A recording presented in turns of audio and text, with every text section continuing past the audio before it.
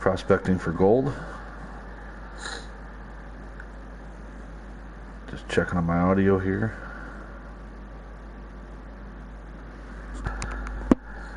Prospecting for gold.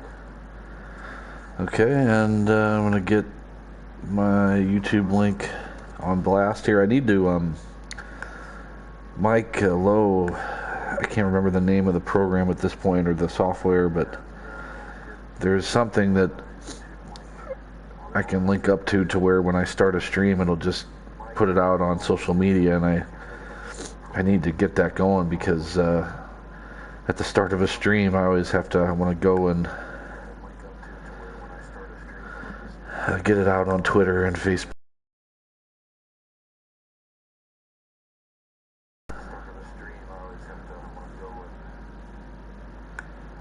So, just doing that.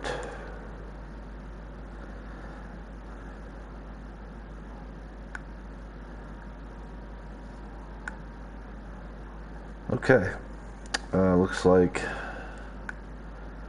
we're good to go. Okay, well, a lot has happened since the last episode. Remember that, so the basic premise here is to use, I've taken the Rays, who have the consensus top farm system in baseball.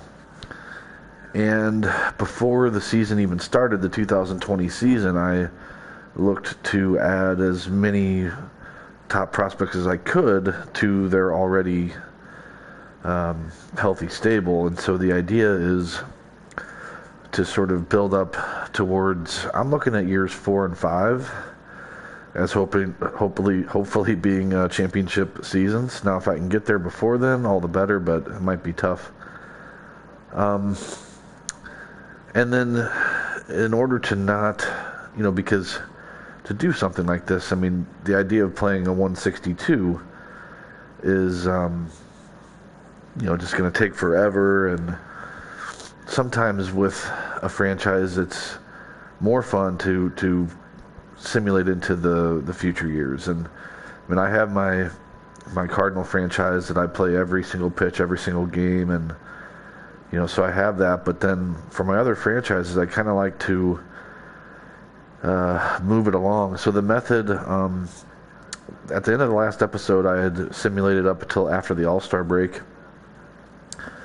And, of course, we won that first game after the All-Star break, but I ended up losing. And once you lose twice within a 5-game stretch, I guess it's 6-game stretch, that triggers the next simulation. So I simulated again till the final 10 games of the season, and as you can see, I was nowhere near contention. So when you're not in contention, those final 10 games can be simulated as well. So we're 55 and 106 with 1 game to play, and that's not even bad enough to secure the top draft pick. The Orioles lost 108 games. I rebranded all the teams just as an extra little mix to this, so that's why you don't see the actual real names, but it's still the same franchises. I didn't, the teams are the same. It's just I messed with the uniforms and the names. So the Browns lost 108, and also the Pirates lost 108.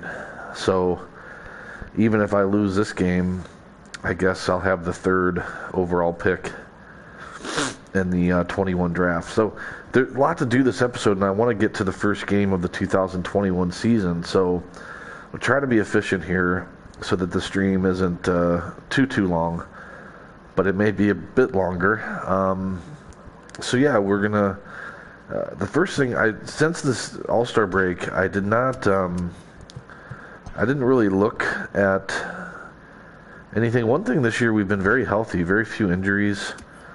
In fact, it almost makes me want to, I have the injuries on properly. Do other teams have injuries? Yeah, okay.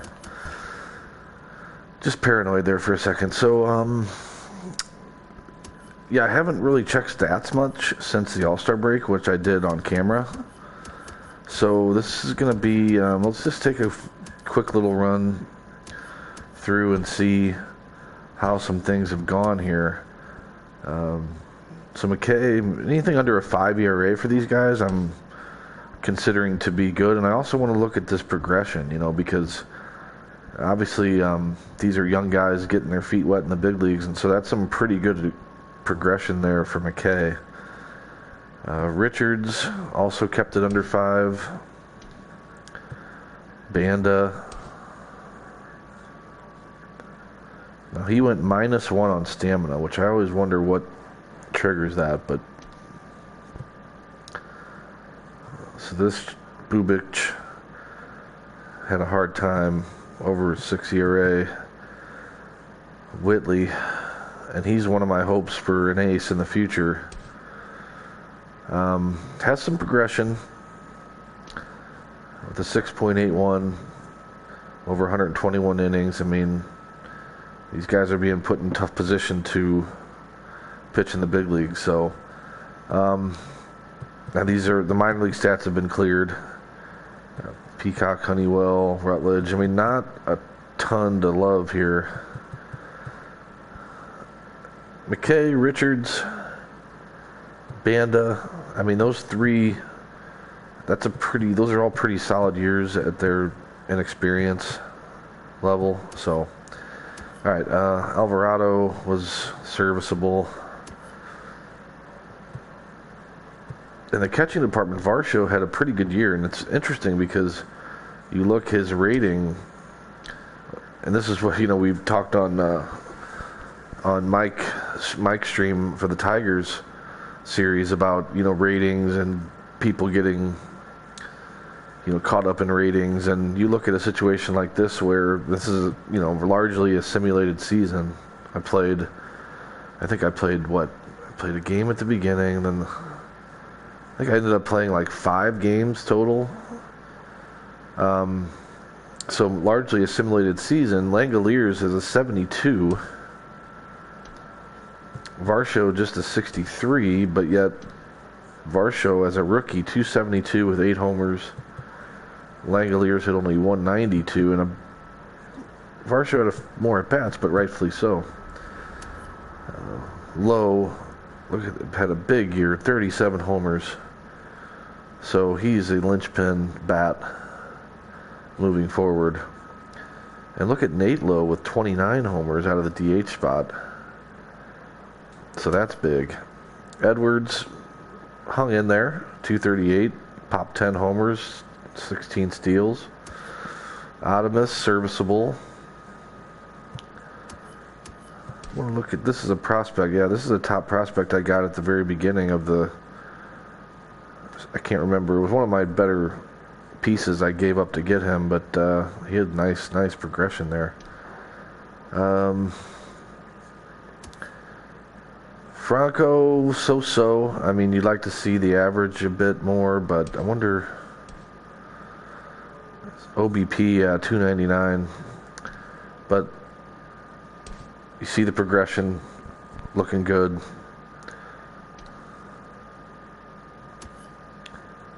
Waters with a really pretty steady year. I like what I saw at him in the games I played. Adele struggled. Only barely hit 200, but did pop 9 homers.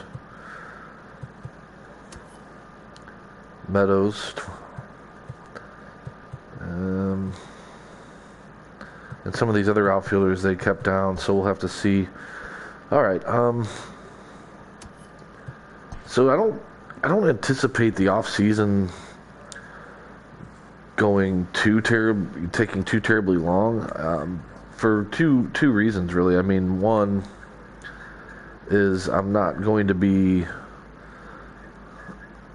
really engaging much in the free agency. I mean, unless I'm staying 25 and under, so you're really not going to find any free agents in that age range unless. I don't even know for sure if this has happened in this version of the game, but in previous versions, sometimes teams would leave undrafted. Or they would leave draft picks that they didn't sign in the free agent. Look for that just in case, because if they do that, I'm going to take advantage of it. But I don't think they probably won't. So I'm not going to be really delving into free agency much. And then in terms of contracts, it's really, I mean, most of my contracts are going to just be renewable. So those will go pretty quick. Now, we may want to look at any trades that might be possible at the winter meetings. I'm still really looking for another ace type, future ace type guy. Looking at those numbers and the performances at position players, I mean, there's not really a hole I feel like I need to fill. I mean, the outfield is just chock full of studs. I mean, somebody's going to emerge from that group. You've got, I mean, maybe third base with Adamus. Down the line, you might want to try to upgrade that, but I like my middle infield. I like my catching situation, first base. So I'm not really looking to add. It's more about pitching. It's really all about pitching. And that was what my draft was all about too for the 2020 draft. I'll actually show that real quick. So I just took, I took one right fielder, but I took pitching, and I looked for guys who were available, whose ETA was like early, 2021, 22. So who knows if that's going to really pan out, because a couple of these guys are 18 years old, but they did, all these pitchers that I selected had earlier arrival times listed, and a lot of, a couple 87s, an 88 potential, an 86, and even a 79. So, yeah, pitching. That's really what it's all about at this point. All right, so let's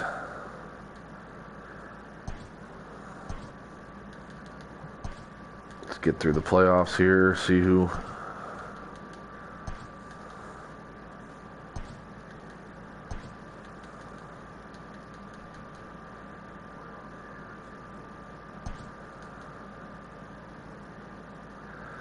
So the Rays are actually the Oakland Athletics. That's something I messed up in the... So it's Oakland and the Dodgers in the World Series. Oakland, huh?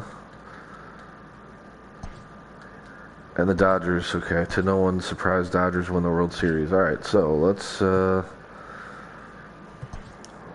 sim to the off season.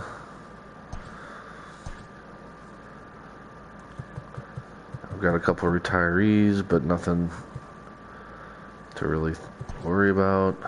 Nobody's in the Hall of Fame. So yeah, I've got no free agents. Let me see what... I'm fine with my coaching staff. I'm not going to fire anybody. Not going to rebrand.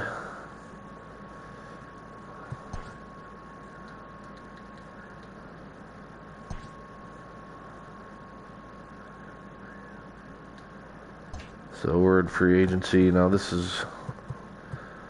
we will have some arbitration here. Just 4 guys.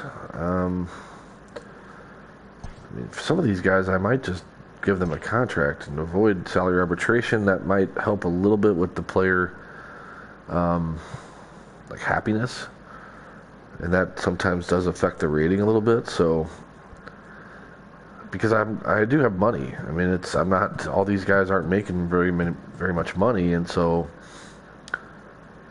yeah. I mean, let's not even do arbitration. Let's sign them.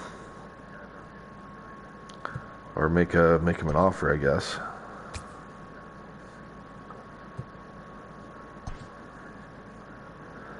Now that 6.4 a year, for him, I'm gonna do arbitration because I'm not really sure how I feel about Margot. Richards, I like. Yeah, let's sign him up.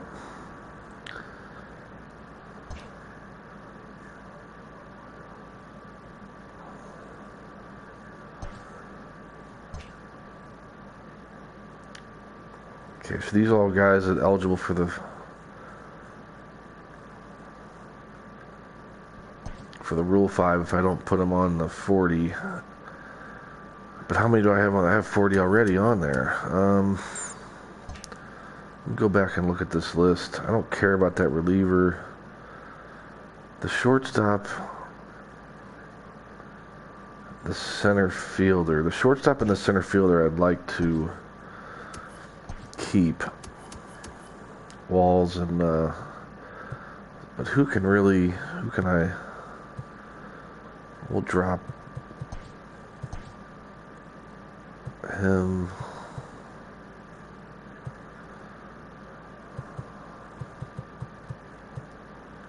Yeah.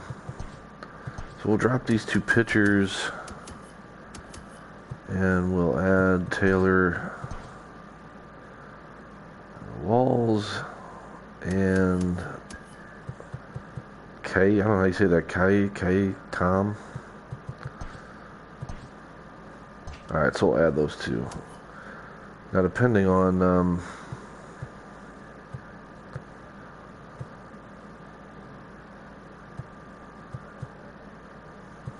alright, so we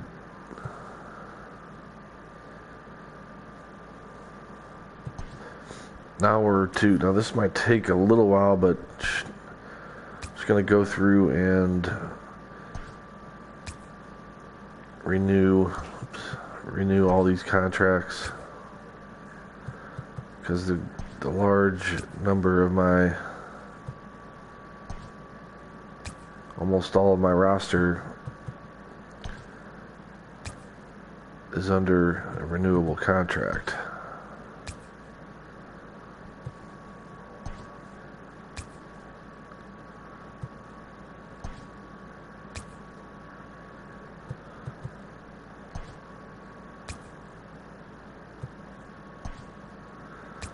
So we're just going to go through and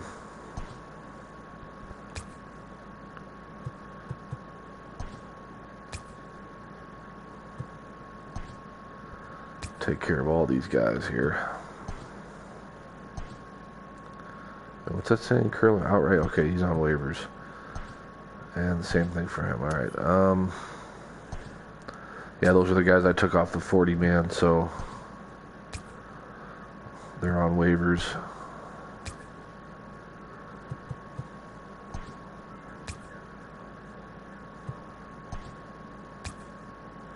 This version of the game does I think a pretty good periods of the off season and making sure, like, it even shows you the players you could lose to the 5 draft. It hasn't always done that. And there have actually been times where I've lost a player to the Rule 5 that I didn't realize I needed to protect. And it's been frustrating. Now, it's partially my fault in those situations. I mean, I should have, if I'd have been more careful, I would have known, but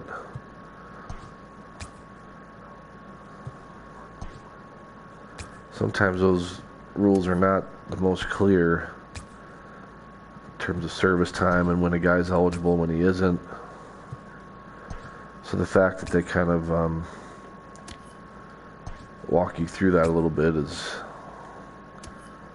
I think, a good thing.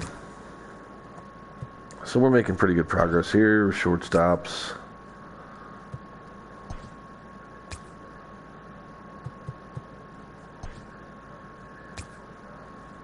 So we just need to hit up the left outfield.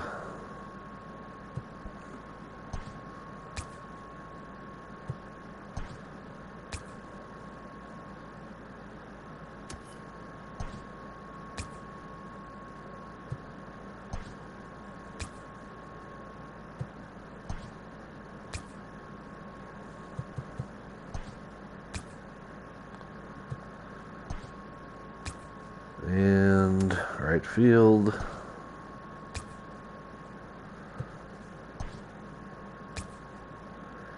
Gonna be interested to see who emerges kind of as my top 3 guys in the outfield. Of course, there's always that DH potential, although with the year that Lowe just had, I don't know that I need a DH. Plus, there's always McKay as a DH option. But, okay, so we've put in all our renewable contracts. So free agency, I mean, here I'm really not going to be active. That's not the focus of this stream. I mean, I do have the money to go after some of these guys, and certainly it would make my team better, but it's all about seeing what these prospects can turn out to be. So I'm just going to make sure that there's no just random young A potential guy that gets left. See now here, first actually to see if I can even offer free agents. What's my roster's at 85, so okay, I can. I've got 5 spots. Yeah, let's go back. So where was I did see? Oh, this is all. I want to go position by position. So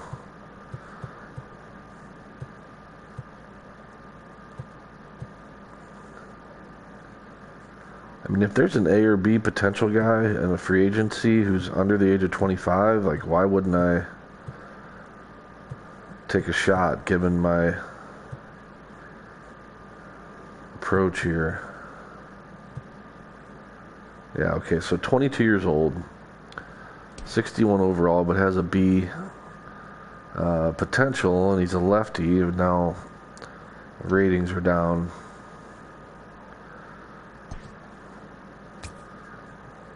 But for 80K, I'm gonna make an offer.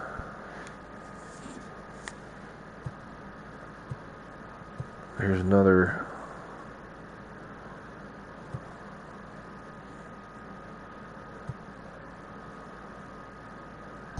lefty with B potential. Especially as a pitcher, we're just any relievers. These guys are probably all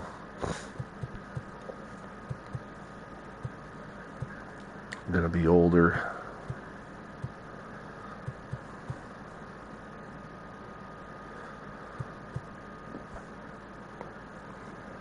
Now look at this. A potential, 24 years old. Left-handed reliever. Sure. I'll take a look at that.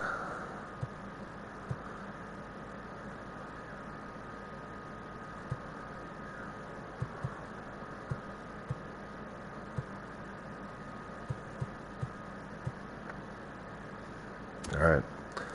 Continuing on. Closers, no. Catchers, I really don't. Not in the market for a catcher at all.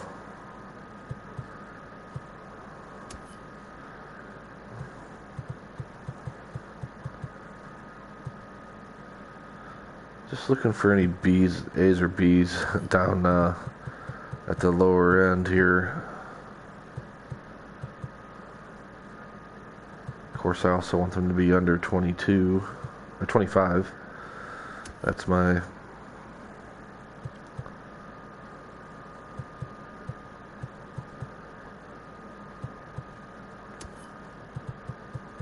self-imposed age thing. Now here's a shortstop at 20 years old, B potential.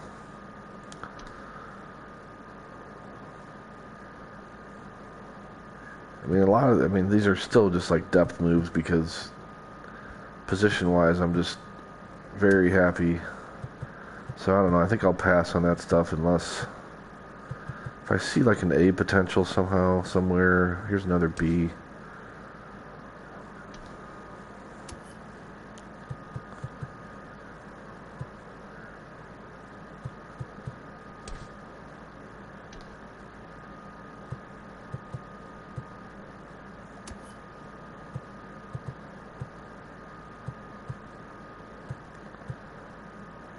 Yeah, okay.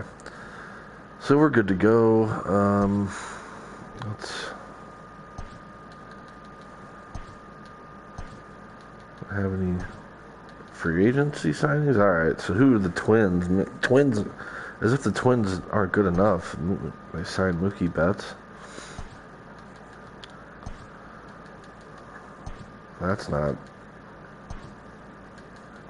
White Sox, Justin Turner. Dodgers, Bauer. That's a pitching staff.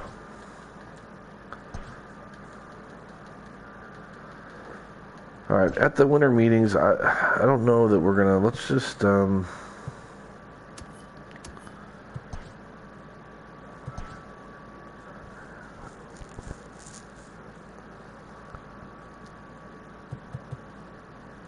Now, interestingly enough, I mean, this is a stud outfielder who is under the age of 25.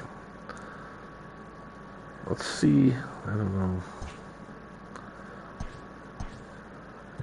Let's see what they would want for him. It's just I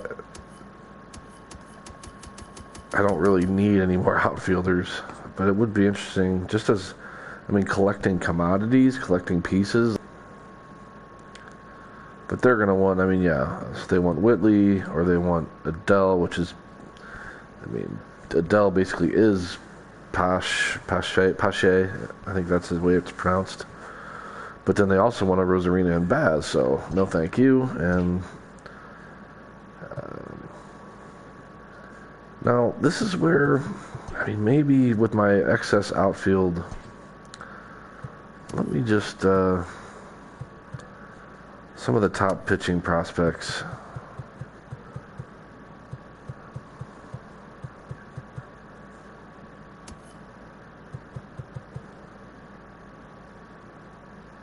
That's within division. Can't do that. All right, White Sox. There's Kopech.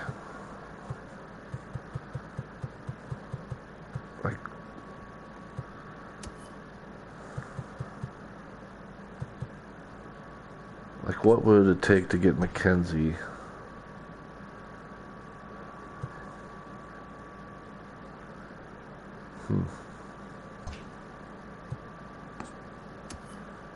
I'm looking to catch lightning in a bottle with this. See, I mean, I can get Mize, Casey Mize.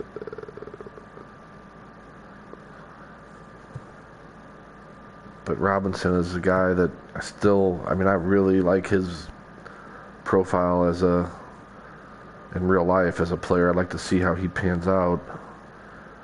And here I'm giving up my only reliever plus a couple other prospects. I don't know. Screwball. It's pretty much the same deal they want.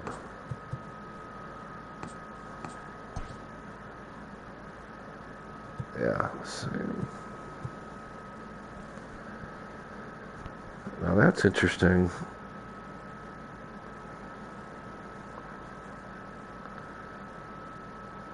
So the Tigers willing to deal off one of their pitching studs for a corner bat stud.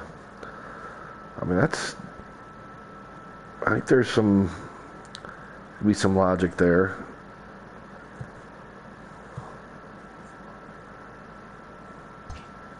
I'm going to keep that. I'm going to come back to that. I didn't want to get into a whole lot of this.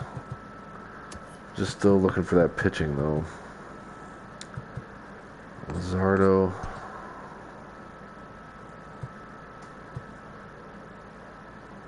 That's too much they want for him.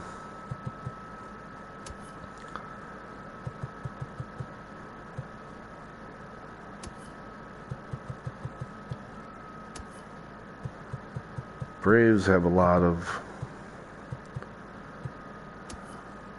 young pitching.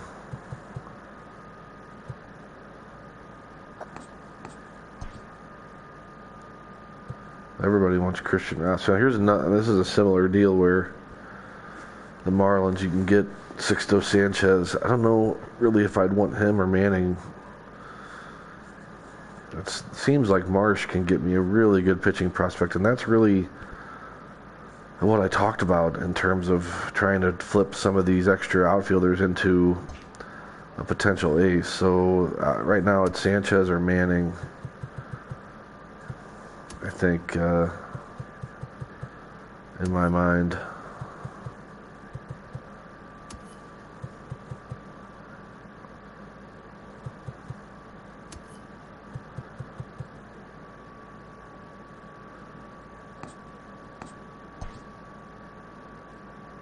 Hunter Green's another big-time high ceiling guy, but I think there's a little more uncertainty surrounding what he's ultimately going to be than the other two.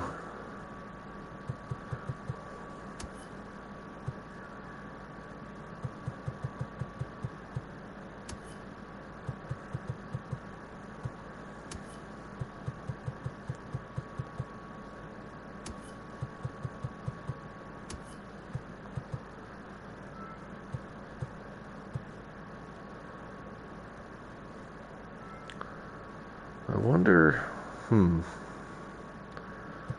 and Gratterall, another couple guys. See, but they want a different deal. They don't want... what about... Yeah.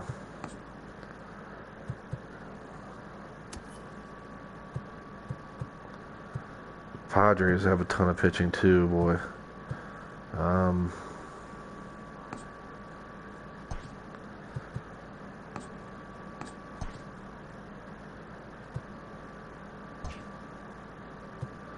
So I'd be willing to give up Marsh. I don't want to give up some of these other guys these teams are all wanting. So I think, yeah, it comes down to Sixto Sanchez or Manning are the two guys. What am I doing here? I get lost sometimes without using the real names of the franchises. Manning did not pitch in the big leagues last year. 22 years old. And then you've got also 22 years old. Similar progression. Did throw in the big leagues last year, 106 innings. So I think I'm going to let that be my...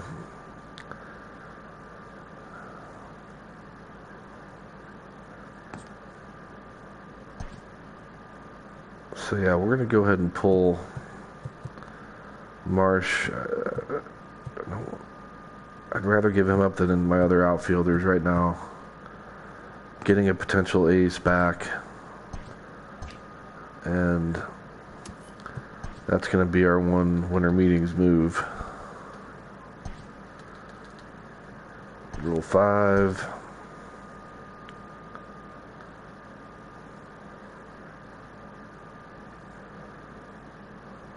Do I not get a pick, or? I guess not. Seemed a pretty high number of players taken in that out, but I don't think lost any of my guys because the only ones that I cared about protecting, I put them on the 40-man, so.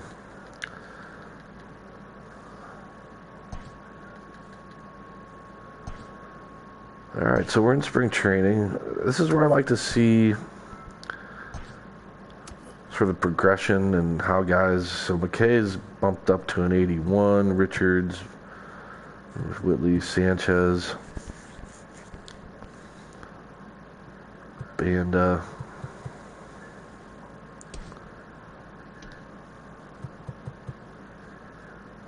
So this is a draftee already at a 69. Another draftee at a 67. Like to see that. Yeah, I drafted all these starters. I kind of forgot. So these two guys are already... Wish they were A potentials, but... I guess since they were all high 80 ceiling guys, that would be, B potential. You have to have 90 or above, I think, to get the A. Yeah, so wow, just... sitting here with tons of pitching to sort through. So I have no bullpen, so a lot of these guys are going to be, in the bullpen.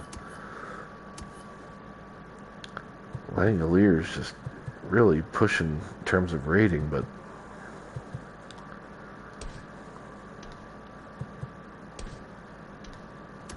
did not have a good year last year. Okay, rest of this is about to be expected. Franco's up to a 78.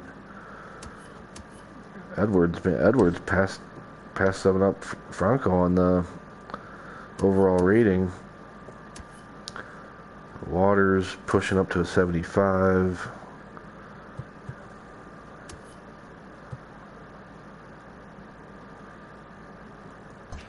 All right, so let's like to see if there's anything interesting that comes out of spring training. Just simulate up until about, we'll just let them pick the lineups. I'm not going to go through it yet.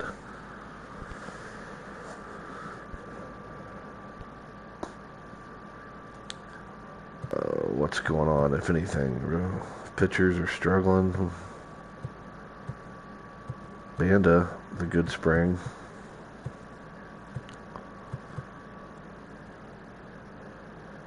Rutledge a little bit disappointing. It hasn't progressed much from last year as some of the other guys. So maybe it's really a good thing I was able to get Sanchez, and also maybe some of these other guys. I mean, picking up Bubic and Banda already was with the organization, but okay. So in the spring, I'll see now Langoliers in the spring, a little bit better, fared a little bit better than Varsho. A lot more bats. Brandon Lowe turning into one of the toughest left-handed bats in the game.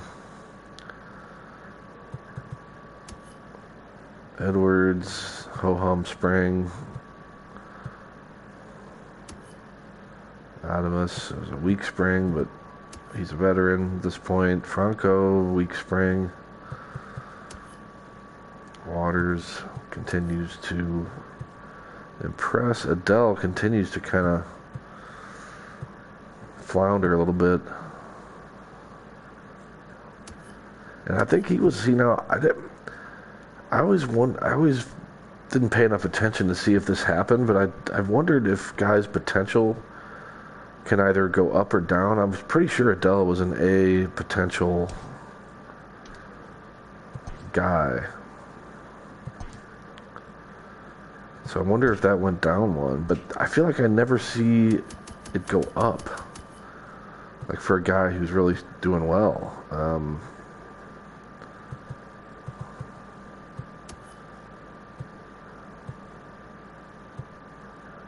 Alright, so not a whole lot really that's going to change anything. So let's get our 26-man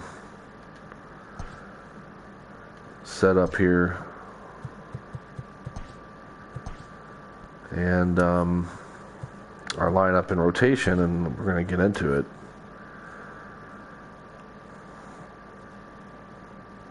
Alright, so McKay.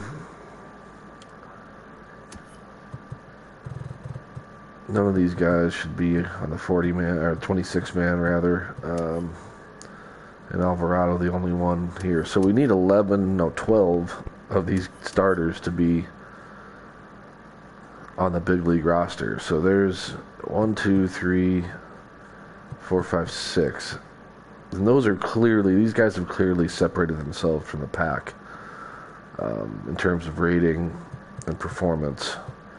Whitley, not so much with performance, but potential. And, he did progress rating-wise pretty well. These are the two young guys just first year drafted, so we're going to let them pitch in the minors. So how many did I say? 6? Okay, so Peacock 7, 8, 9, 10. I want Baz up. That's 11. 12. And this guy's a top.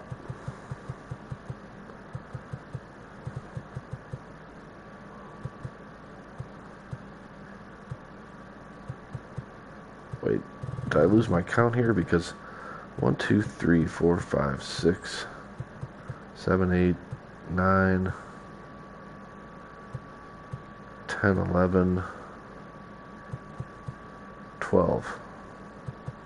So we don't need any more. Let's roll with that. I mean, it's so hard to separate some of these guys in the mid to low 60s. Obviously, they're mostly a lot of B potentials. Rutledge is an A, but he's up, and so is Honeywell, and he's up. So in terms of that, okay.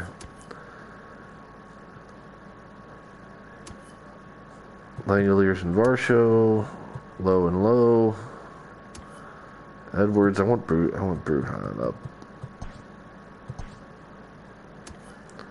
Adamus, let's see.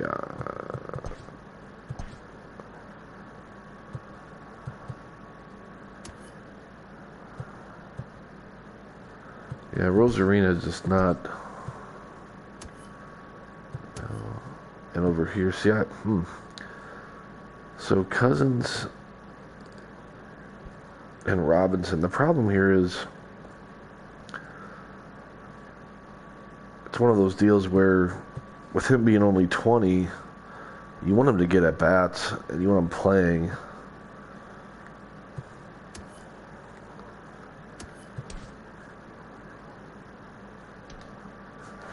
He could have potentially moved to center, because I'm not really loving the performance of my center fielders.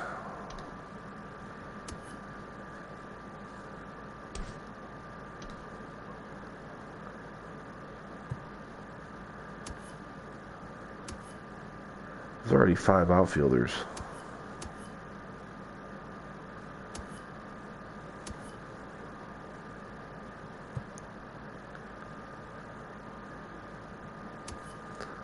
I kind of want Cousins up, though. Stevenson I kind of just view as like a 4A guy. Does he have any? Yeah, he has options left. I'm going to... At least, now if I were to go, once I go to Sim, they'll probably put Cousins down, but I'm going to have him up. Alright, so that was 26, yeah, okay. Pretty close here. How far am I into the stream? 42 minutes, okay, not too bad. So I'm pretty close to playing game 1. Just need to set... Yeah, that all looks pretty good. No, wait, I want Sanchez, but I don't know that... I think I'm going to go ahead and do it for Bubic so that I have a lefty in the bullpen other than my closer. Because sorting through the bullpen is definitely an issue. Especially when you look ahead into the future. I mean, some of these guys who are not going to be good enough to be in the rotation, you kind of need to develop them as bullpen pieces. So let's see how he fares there, because I want Sixto Sanchez in the rotation. And I'm putting Banda over Bubic because, I don't know, mainly because I pitched a game with Banda that I was controlling the game with him pitching. And man, he was tough. He was smooth, looked good, so he made a positive impression on me. So since everything else is pretty close, we're going to do that. All right, lineups. We don't need to worry about the no DH lineup.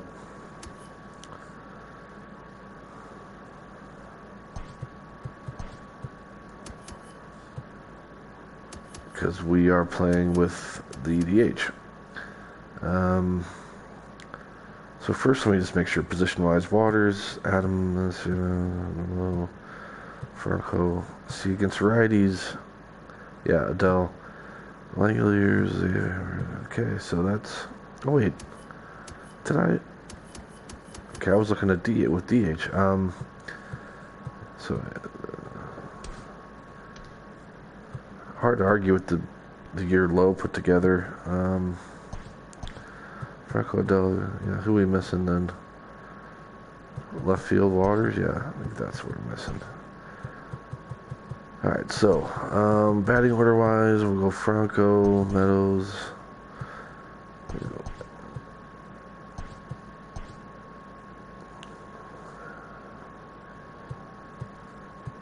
Yeah, I think that's about right. And lefty...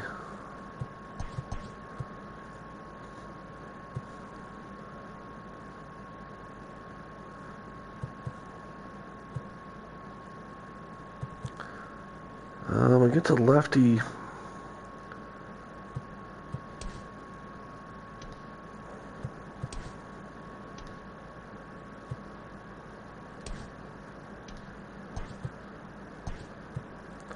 let's get Adele in there. I I don't know that he should be DHing.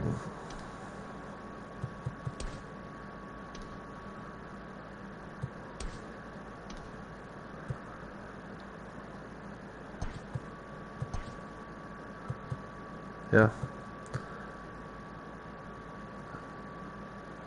So I don't know. The only interesting thing here, I mean, the only tough decision really is you look at rating over performance with catcher. But we'll see. Langoliers up to a 74 really has pushed ahead of Varsho. He's a better defender. Varsho runs pretty well for a catcher. Very well for a catcher, actually. But yeah, he's definitely lagging behind on the ratings game. And then the spring Langoliers did outplay him as well, so we'll keep a close eye on that. Other than that, I mean, really just the decision to go ahead and have Adele at DH against lefties instead of Nate Lowe, but so this is where, with my simulation method, and we're going to start off against the Browns, which I think was actually the last game I played was also against the Browns, which was the last game on camera I played, rather, which was a win, the first game after the All-Star break. Browns being the old St. Louis Browns, who later became the Baltimore Orioles. And we're playing our home park, which is one of the minor league stadiums. Just kind of did that for something a little different, since this is a different team here. And who wants to play in the start against a lefty, John Means. Now, the whole idea here, now with this roster, I mean, I definitely like what I'm seeing, but there's no way. I mean, if I was playing all 162 with this team, maybe I could hang in there. But with simming, I mean, this roster is not yet good enough to win the division, or even as a wild card. Of course, remember, we are in the American League East, so Yankees, Red Sox,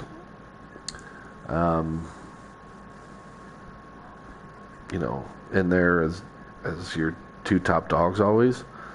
So it's not going to be an easy division to win for sure.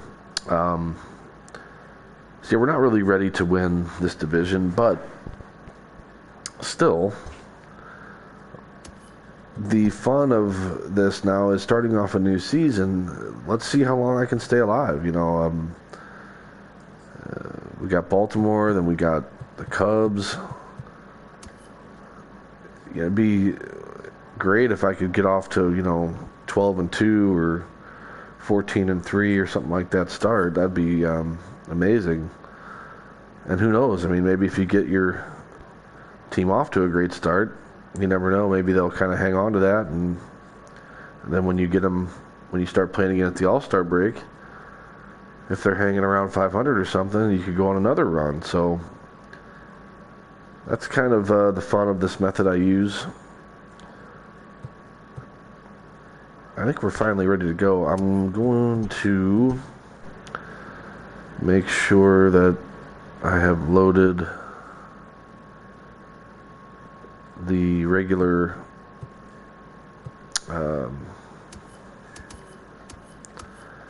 sliders, not the sim sliders. I want to make sure that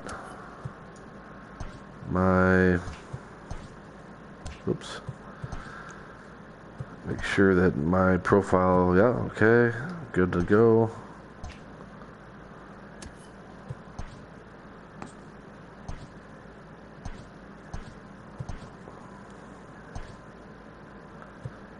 All right, two worst teams in the American League facing it off from last year.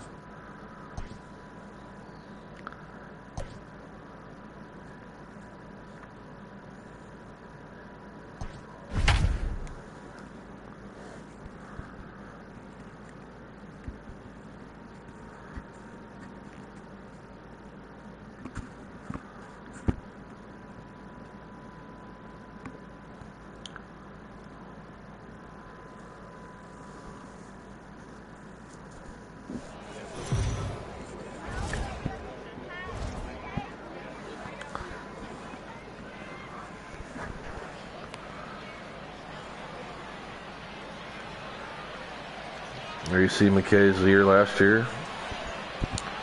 Hung in there with a 4.5 ERA. Leading off for the O's, the shortstop, Jose Ron. First pitch, 140. One thing with Simming, really could never explore McKay's two-way player status because it doesn't allow you to set him as the DH like in the lineup, for example. So then to get him at bats, there's really no way to do it if you're not controlling, unless you're going through and quick managing or something like that. So I'm kind of resigning myself to having to focus on him just being a pitcher.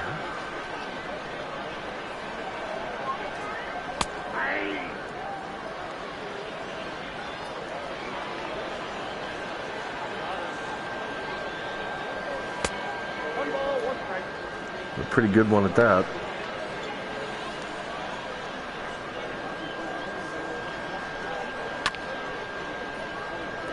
You know, what wins championships? It's dominant starting pitching, for the most part. So we gotta hope, if we do want to prospect for gold, that these guys step it up to ace level status.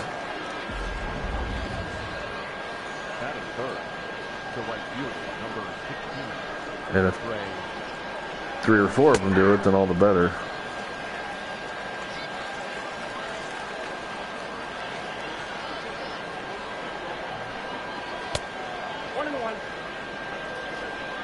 Cutter is really has a lot of cut to it, which is great, but it's like when you're throwing it, you're afraid, you know, if you get it in, it's gonna miss in. Ooh, but if you leave it out over the plate, you're worried it's not gonna get in enough, and then it could get hammered. So see how that pitch plays out over this game.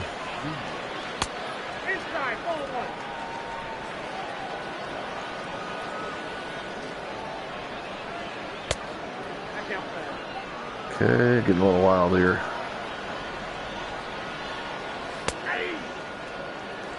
Good 2-0 changeup.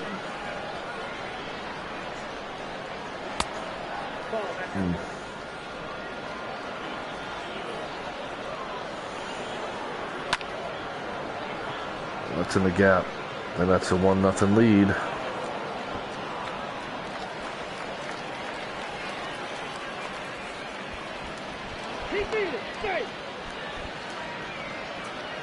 Not exactly the start we wanted in the first inning. There's another now. That's not going to score the run, though.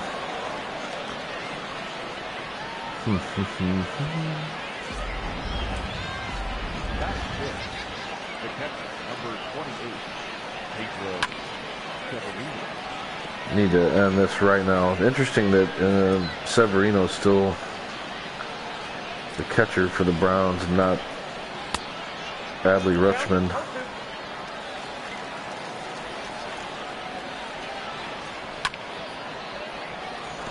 Maybe that's a platoon thing.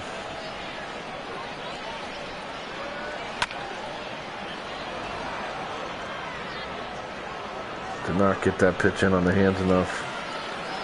Well, disappointing inning in that, I mean, we had first 2 outs just bang bang, and then the walk, which no matter what type of baseball you're playing, you get the walk and then the double. So Wander Franco last year ended up with 15 homers.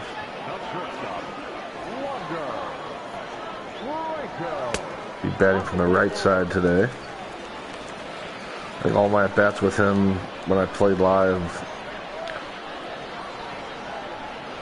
in 2020 were all from the left side. Change up.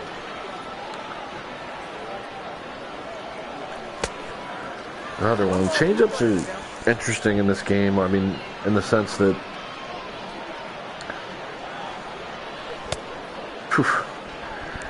when a pitcher leaves one up in the zone, it's one of the easier pitches to hit home runs with if you recognize it and sit on it. But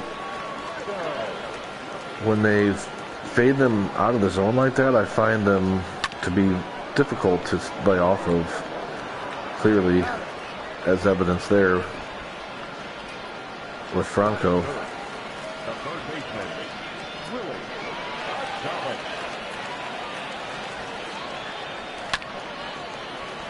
That pitch should have been hit very hard.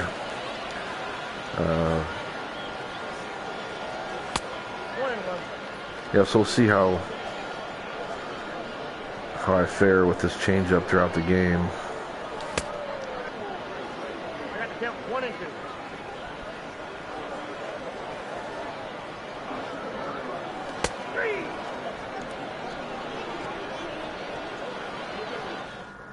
Well, this game, rough first inning there, both all the way around. Green.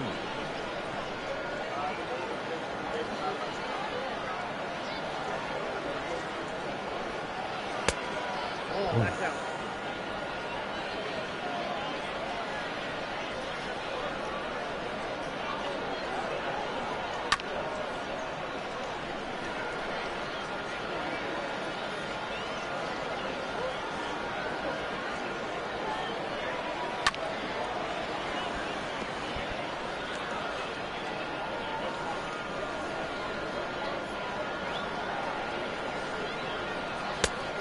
Nope, that's inside.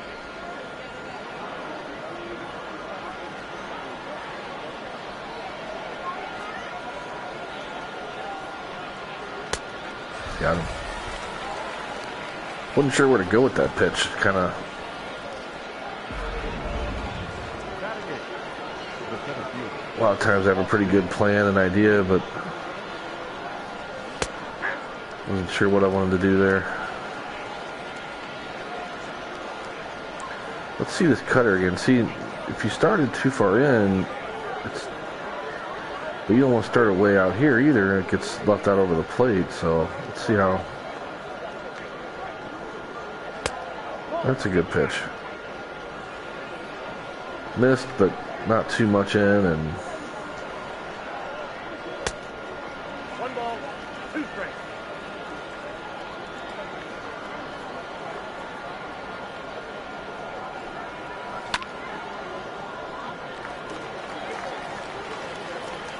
He's out.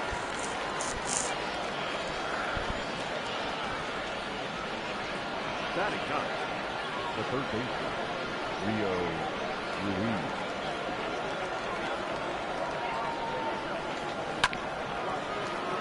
That ball is foul.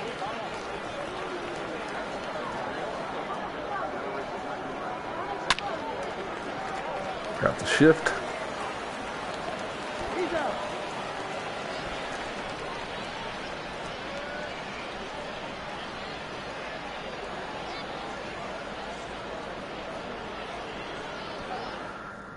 Let's see if we can't put a few more good swings on the ball than we did that first inning.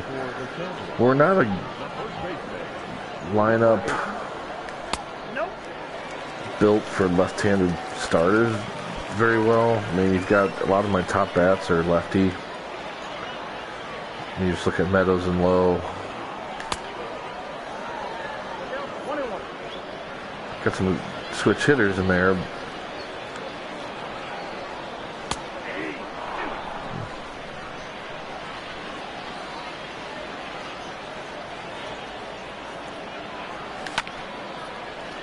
Oh, That's foul.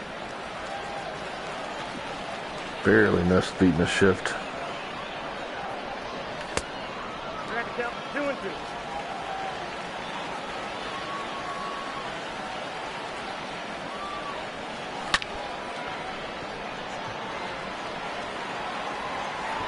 Goodbye. Picks up where he left off. That was crushed. Off the scoreboard.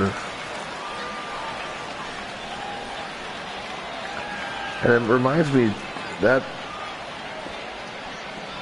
kind of view there, I've switched over to what's called the dynamic cam. I mean, you have your different in-play cameras to choose from.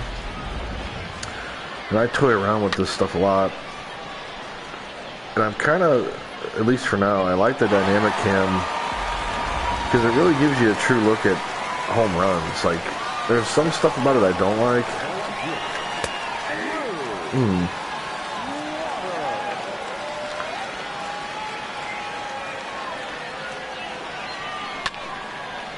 Like, that's right there is sort of an example. Sometimes you can get fooled. Like, I thought that might have had a chance off the bat, but really it was. But when you hit home runs, it's kind of the truest camera. It kind of shows the flight of the ball perfectly.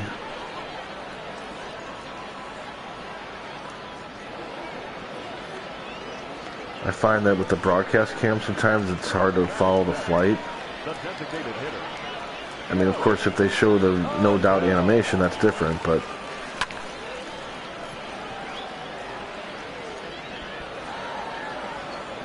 well, had some better swings on the ball there. Even the outs I made were struck fairly well, especially that last one there from Adele. 0-1.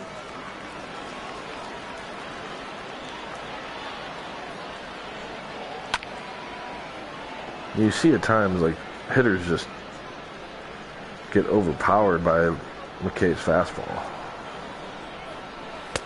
That's inside.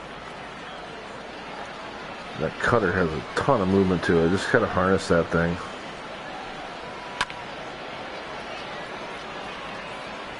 Gonna stay? Nope. That cutter again. Let's try to get it up. And that time, definitely left it out over the plate. That's what you're afraid of with that pitch. But still jammed him enough a little bit to get a flare out to right.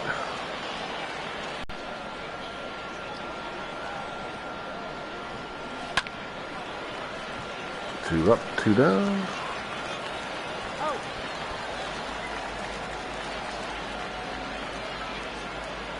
Now batting, the right fielder, Trey Mancini.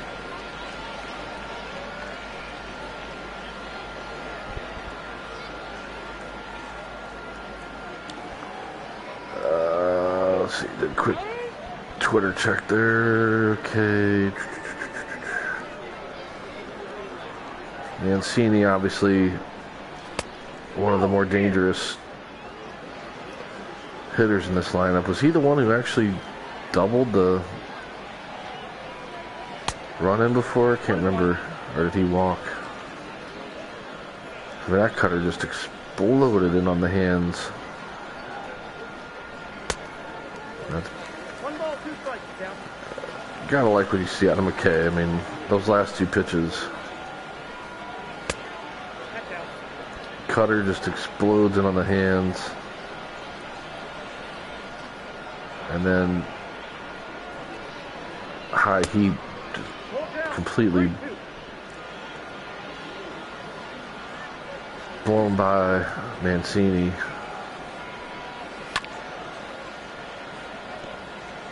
But you got to finish him off here. You don't want to 2-out walk again.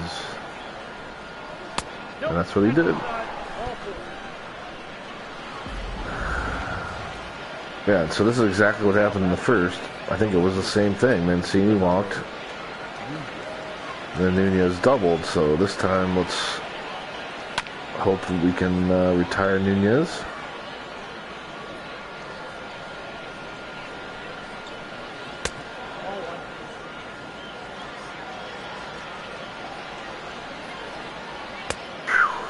2-1.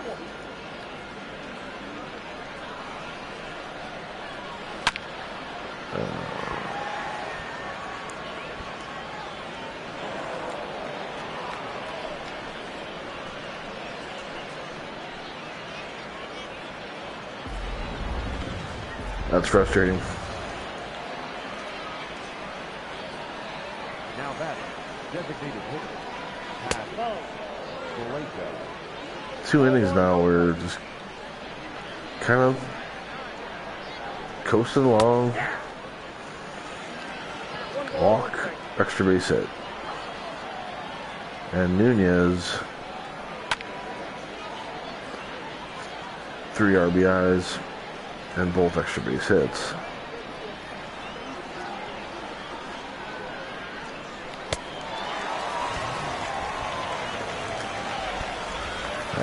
Now, what we really want to see out of McKay now is just, so he's through 3. I don't really like the stat, but what you want at this point is to see if you can get a quality start out of McKay, then I'd be pretty happy at this point, which of course, quality start is where you got to get 6 innings and 3 earned runs or less. So he would need 3 scoreless innings, 3 scoreless frames here to get to that. Might be trouble. Nope. That thing just got on me.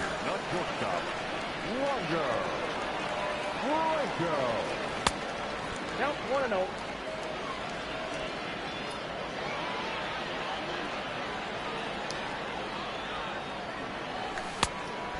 There's a changeup, and that was a hittable one. I mean, it left it up.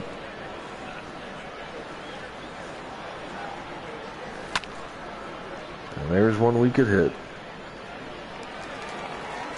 That's what I was talking about before with the changeup. I mean, when the pitcher throws a really nice fade on one,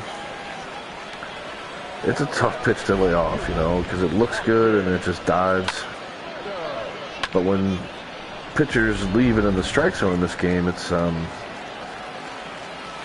easy pitch to usually drive. 0-1 for count. Of course, that one was in the strike zone there.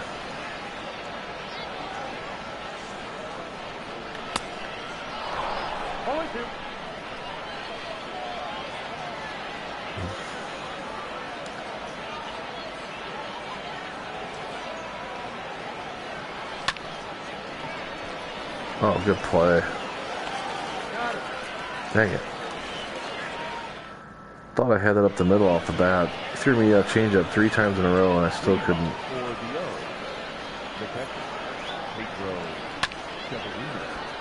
Yeah, I kind of feel like if we can keep the Orioles here at 3, I feel pretty good about my chances coming back, but obviously we can't allow them to add on.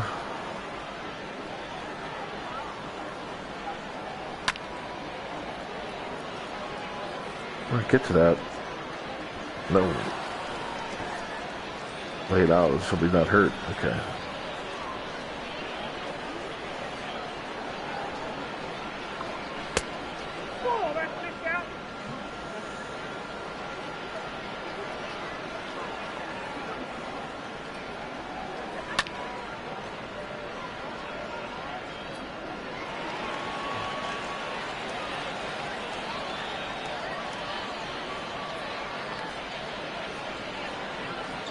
Yeah, already at 64 pitches. Getting through 6 might be a bit of wishful thinking, and it's not surprising that the first time I really looked at the pitch count so far, not surprising that he's that. It's just been very erratic. I only had 1 start with him in year 1. I just remember him being much smoother, much much more accurate.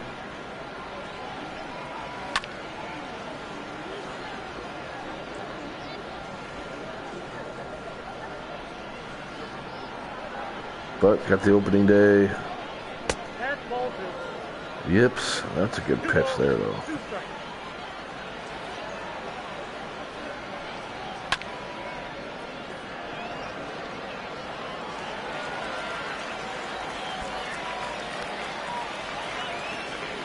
Now back, the 17th, Austin Hayes.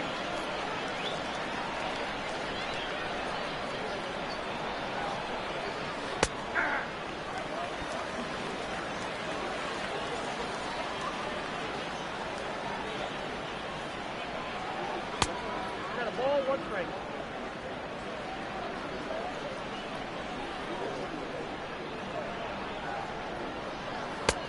You got 2 balls, 1 strike. I went through the curveball, I think, a lot more in the first start as well that I had with him. 3 balls. What is it with the, I mean, 2 outs again. He's about to walk somebody. 3-2. Back to that cutter.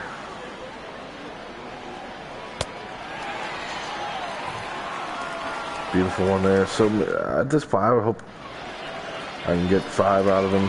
Get 1 more out of him next inning. Unless he just breezes through it. Get over his head. Ground rule double. Now back, number 8.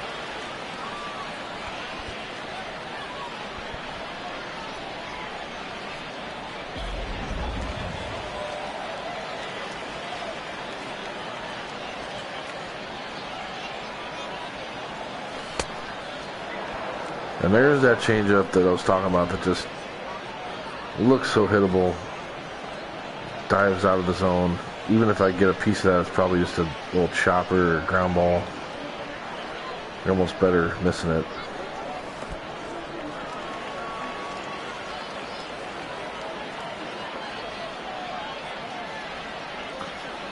Now this is a run you gotta score here. Lead off double.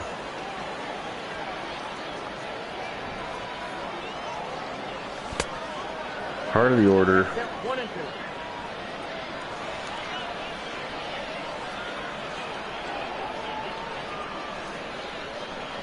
Oh, that's too high.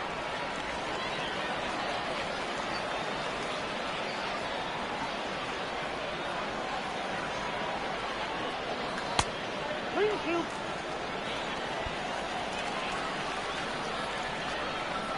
Looks a full big pitch here.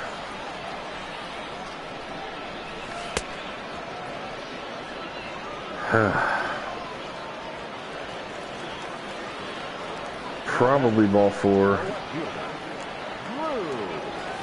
I mean, that's borderline. Nothing I hate more. Oh, I should have gone home there.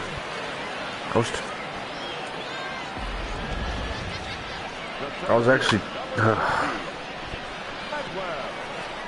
I was trying to send him, and I switched from advance all to try to go over and just control the runner.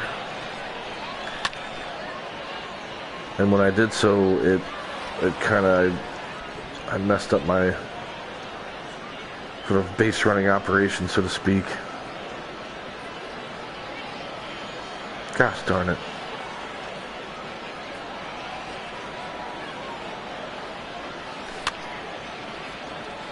And then that.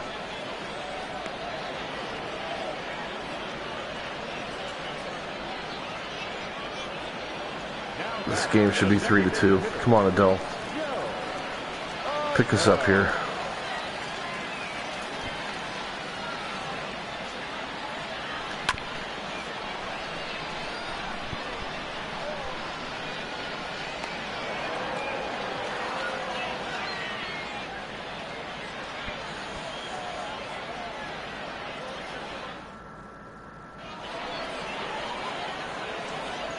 Leading off for the Orioles, the third baseman, Leo Ruiz. 0-1's the count.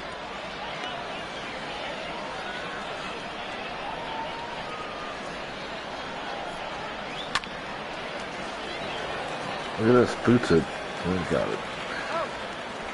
Oh man, I can't believe Now batting, shortstop, we did not get a run out of that inning. Barzell. 0-1.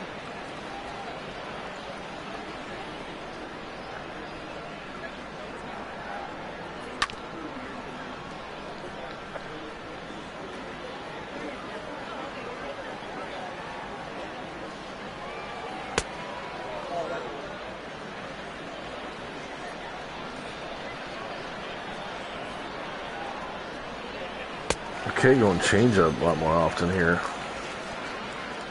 Kind of an adjustment made. Now batting, the second baseman, on third, Alberto. Ball. Now where's that? That's a strike.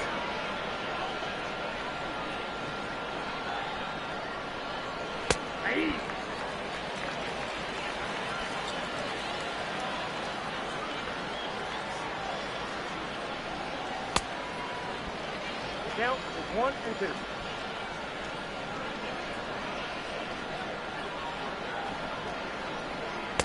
Ball, that's out.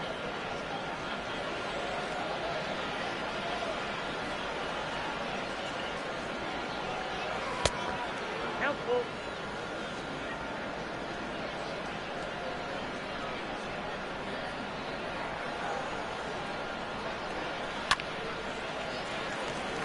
Good play, Adamus. Out.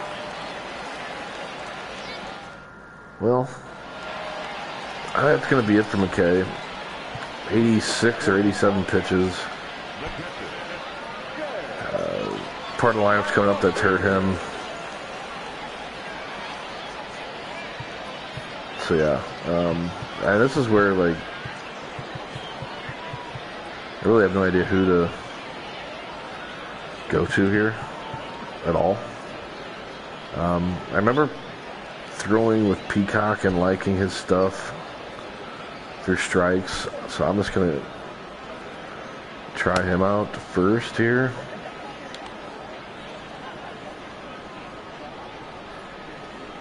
Means throws up there looks inviting. 1-1. Another changeup for a strike that really I could have done better with, and then that was fouls it up, but that was a pretty good one. That was a nice little dip to it.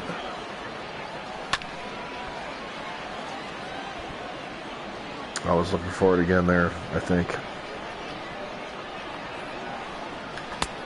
2-2 the count.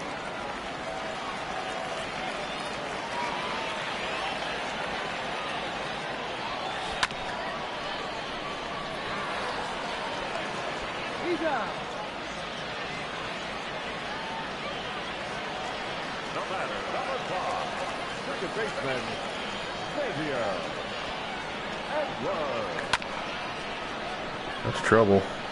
86 speed, that's a knock. Infield hit. Alright, let's get something going here. Now batting, the shortstop, Wander. That right, Adam. Now batting, right fielder, Austin.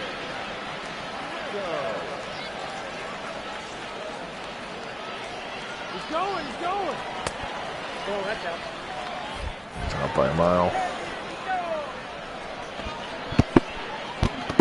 Yeah, I don't know. I thought just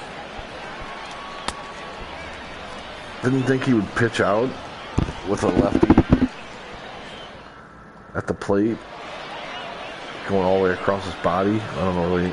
Leading off, And he didn't pitch out, but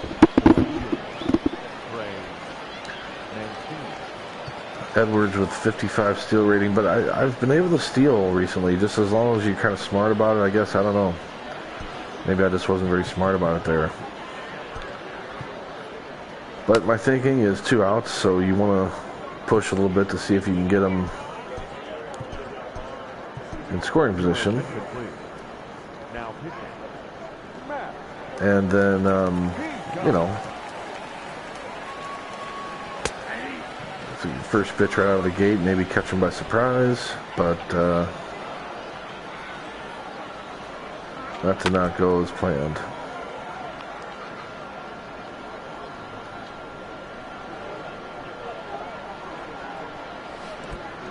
Heart of the order to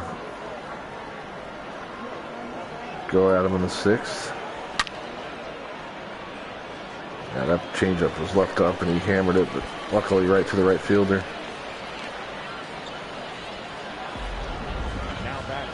It's one of those where it's out of the hand. I knew that was trouble.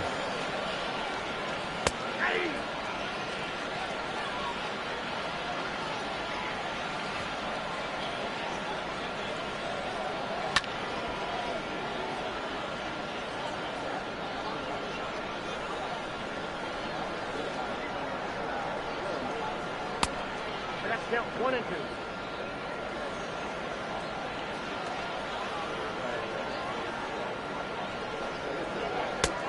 2. Ooh. Good pitch there. How do you lay off that?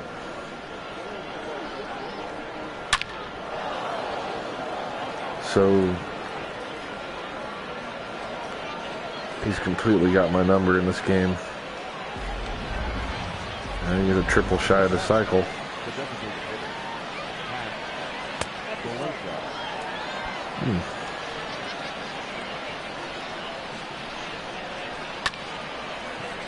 Once again, some 2-out trouble. We've been... Oh no, there's only 1 out. My fault.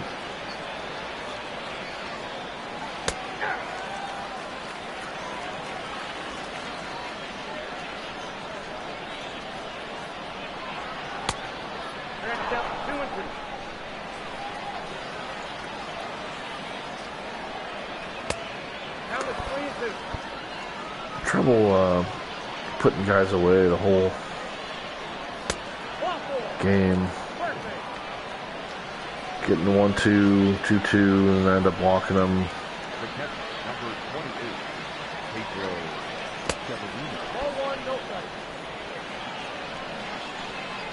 Getting himself into trouble here. Needs a double play ball. This game could get out of hand real quick.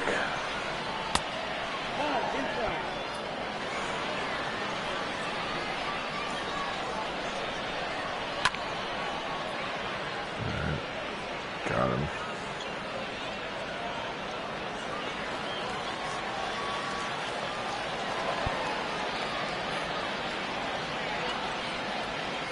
Now back, the first baseman, Zach Green. Get ahead.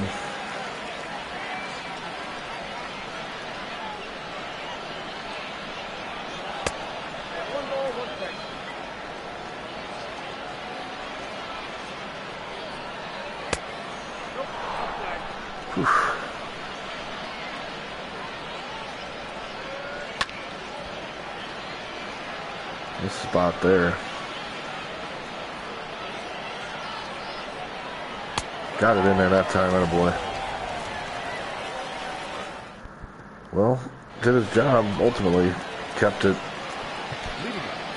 at a 2-run game. Now, that was a shaky inning, so just in the interest of looking around a little bit, let's see, Bar. All right, let's get something going here.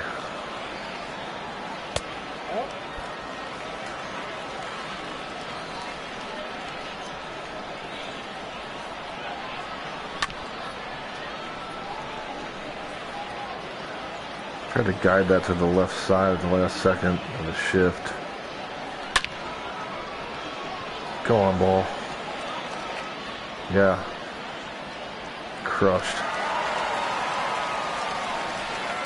And I like that. I just like that home run camera. It's nothing, no gimmick. It's just follows the full flight of the ball.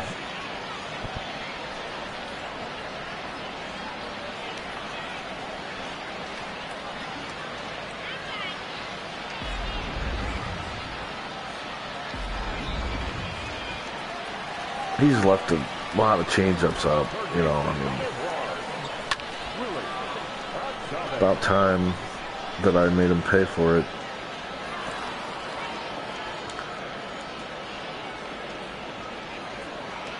Now batter, number 8.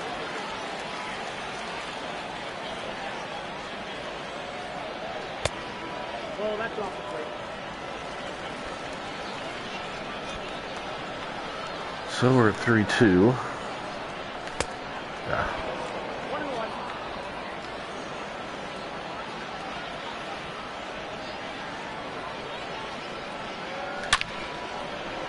Oh. Another changeup left up, and I mean, just rocket.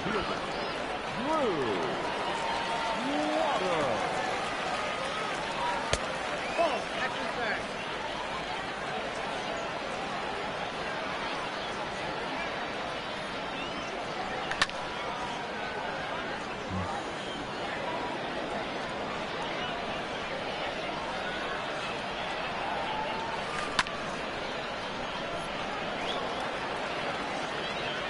Safe.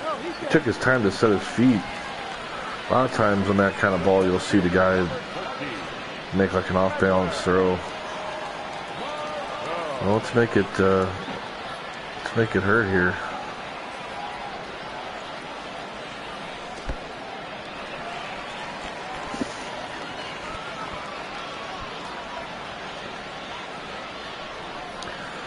Not really looking for any kind of steal here. I would hit and run,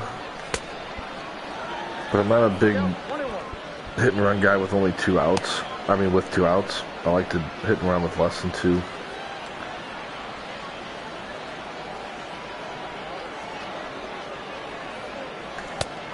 Ball, action back. Obviously on 3-2 I would be running. Well, goes without saying. Well, that ain't gonna do it.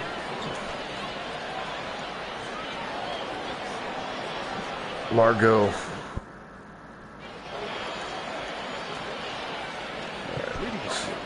So we'll look at Barr here.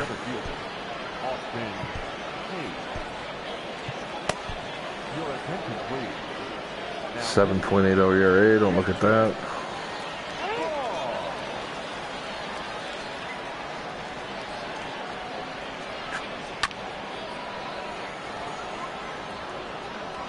.94. Change up.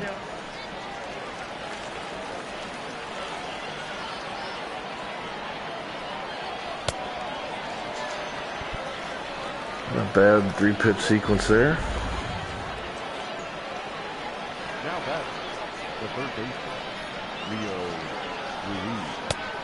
Inside, ball 1.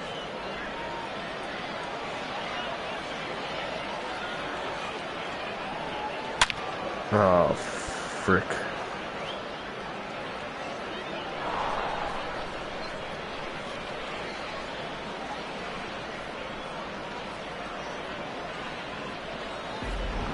Okay, that was definitely a frick.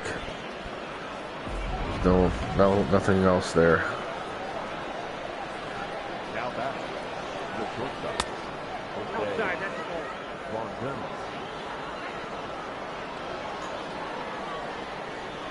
Well, Ball, that's off the plate. Ball got their 2-run lead back.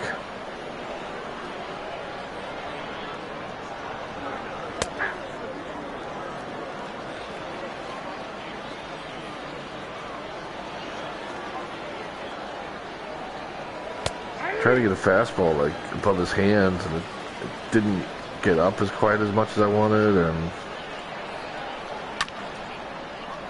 just an absolute rocket of a home run is the result.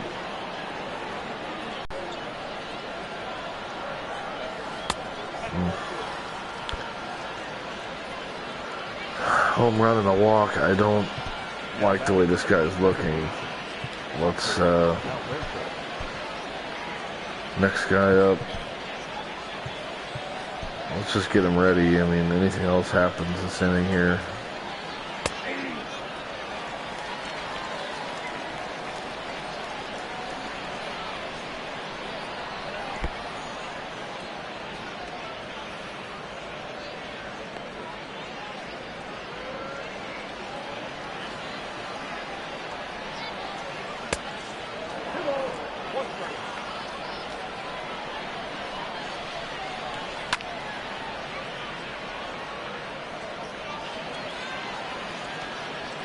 the second out.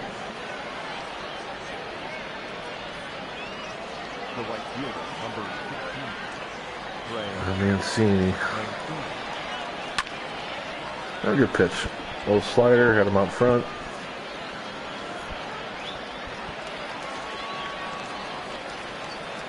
Wasn't all that impressed with him though.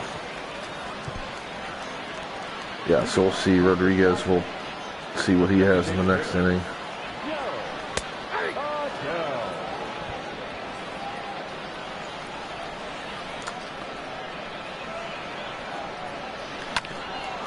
Get up the middle, that'll be okay. Damn, we're off. Don't know how long they'll leave him in.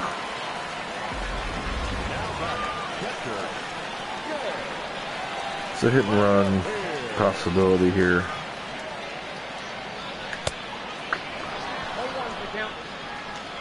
Not on 0-1 though.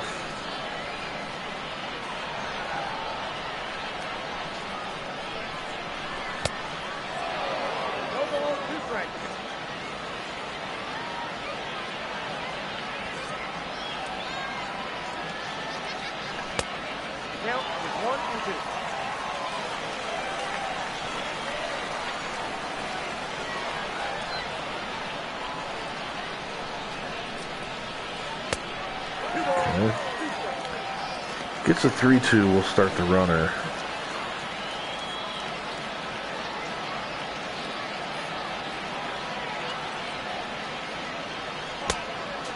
Okay.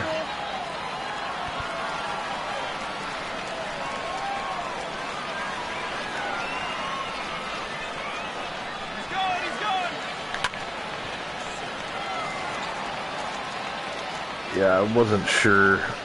I think that was going to be a strike.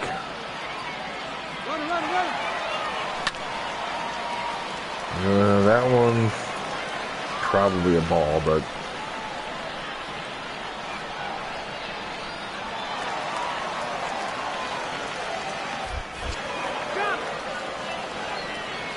No, I did not even take an extra lead off there. I just took a regular, all I did was...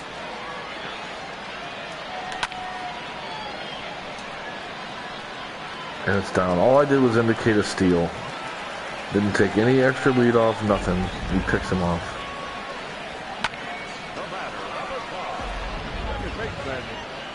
Now they're going to go to the bullpen. That's happened a few times to me lately, and it's really... I mean, do I shorten my lead? Yes, guys get picked off. But it's just like one of those things with the AI where there's certain things that should happen once in a blue moon, and certain things that they have happened too often that should only be blue moon things. I mean, getting picked off, you know, you look at a team, they don't get picked off first very often throughout a season. Yes, it happens. But in games I've played, I think that's the third time, I want to say, maybe the last 10 to 15 games where I think it's each time been a left-hander. I take no extra lead, and they throw over and you get picked off. Yes, I was stealing, but what, are we going on first move here or what? I mean, is there a way I can change that in the settings? I know there isn't. I'm being sarcastic, but that's huge because you're looking at first and second, nobody out. Or heck, I mean, maybe if he comes to the plate, he steals that pitch, and then that hit there made it first and third. It's a huge moment. So now we've got a right-hander, turns Edwards around, and the same thing for Franco on deck. First pitch hacking at a slider, probably not a good idea.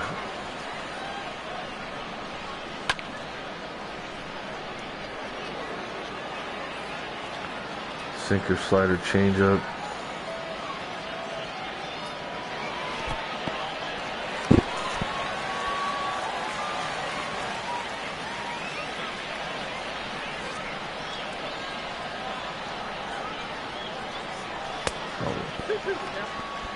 Wish that would have hit him. Now, if they're 3-2 here, I don't know.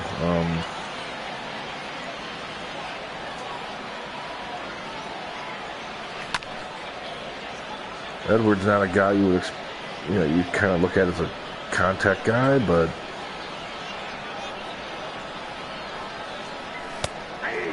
oh, did they get me on the swing or the? This game is determined. No, that's not a strike unless they say I swung. Look at that.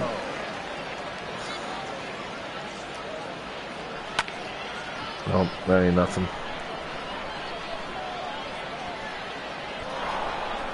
Some tough breaks in this game. Coming from a biased point of view, but I do not think that was a strike. Then you get the pick off.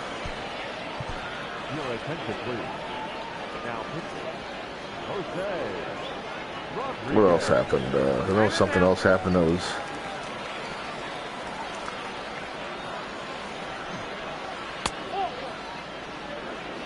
.96.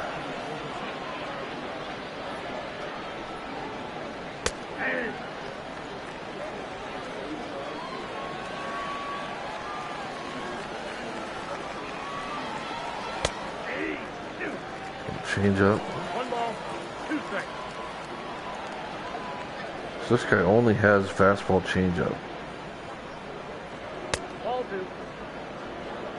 I got to count 2 and 2. Definitely not the makeup of a starter. You wouldn't think. Maybe a reliever if he has a really dominant changeup where you can just come in and fastball changeup people to death. Trevor Hoffman made a living out of that. Designated hitter. Pass.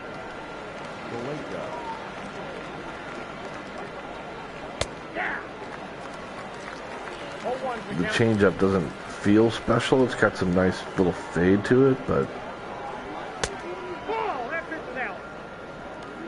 you figure 96, 86, got a 2-seamer.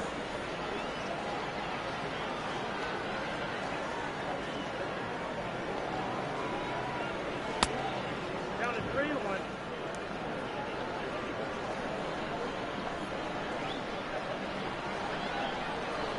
Ball 4, take the ball.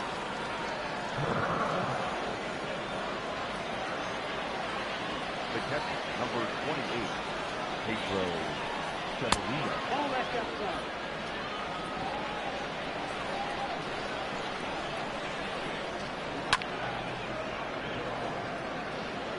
Oh, diving attempt. Can't make the play. I think he needed to dive for that one. I've seen there's an outfield issue with there's at times. Let's see here. Yeah, he probably needed to lay out for that. I've seen a lot of balls where the outfielder could just run through it, and instead they lay out, and then most of the time it hits off their glove and they don't catch it.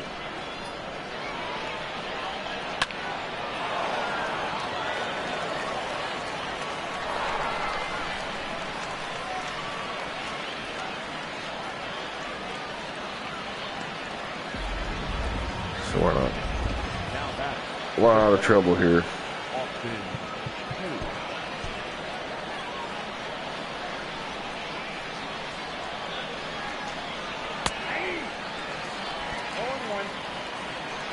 Strikeout, double play, pop up. Inside, ball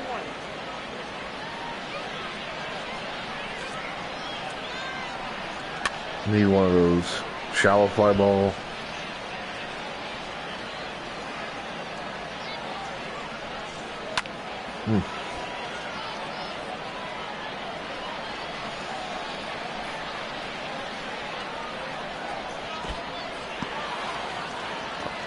Yeah, changeup's not good enough to only have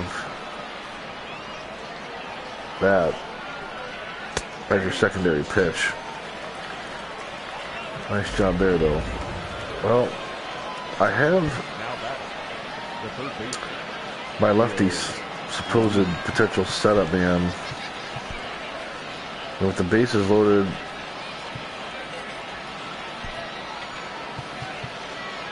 two outs, and the game in the balance, what better time to bring him in? I mean, this guy was almost on the verge of being on the rotation. Throws it.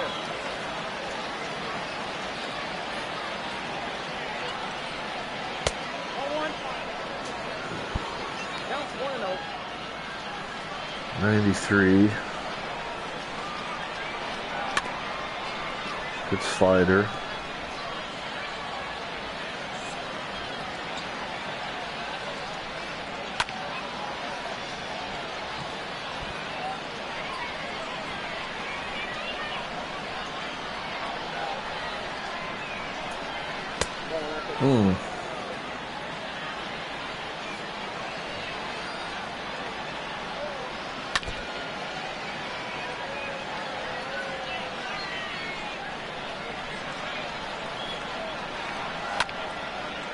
Get.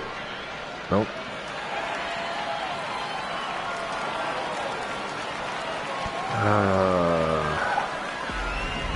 Now batting, shortstop. Jose Rodriguez. 0-1 is the count.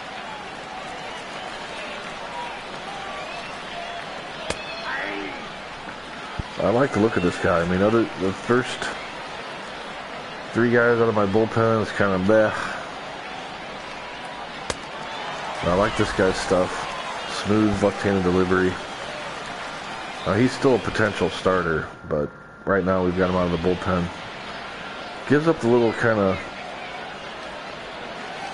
flare, fisting type hit to the lefty, but Leading off for the San Diego.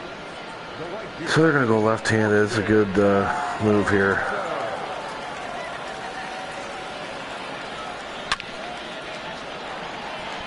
And Meadows hits his second of the game.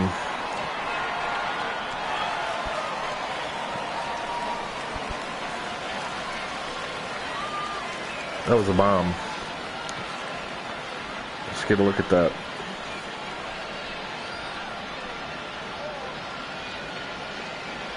I really feel like I deserve a better fate in this game than what I've had, but it is what it is. Boom.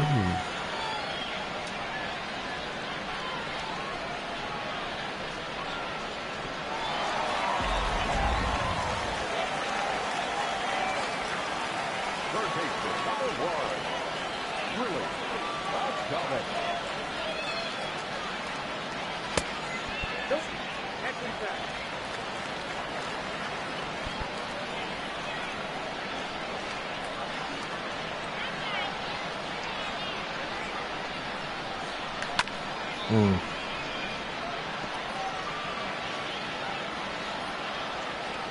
High sinkers.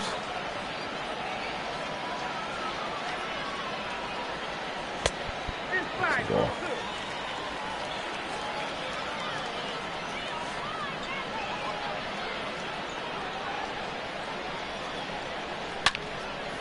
2. Get out of town, back to back. Yeah.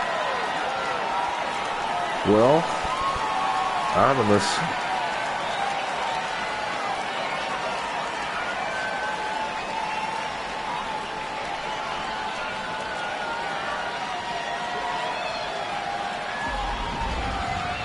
Back to back.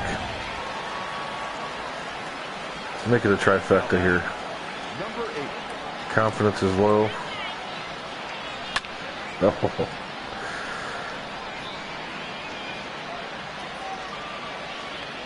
That could have been, I mean, that was a pitch that I could have done more with. The left fielder.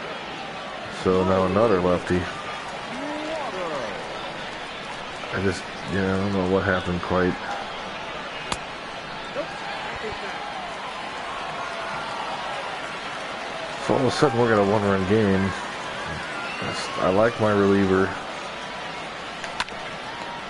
Oh, he snags that. I thought that was a base hit. Now batting. The center fielder. Yeah, we'll leave Margot in here because it's a lefty.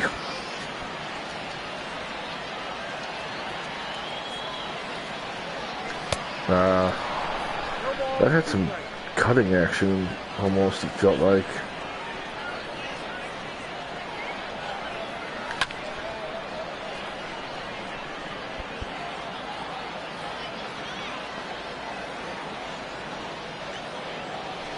Oh, hit him. Took a hit by pitch there.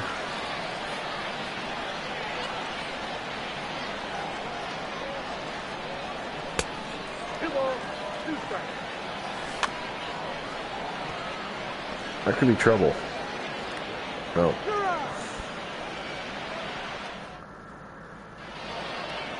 Alright, well. Leading off for Baltimore. Yeah, we'll leave this guy in. Yep. Big, tall, lanky lefty.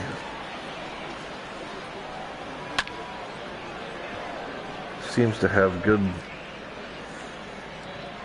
nice delivery, smooth, putting the ball where he wants it.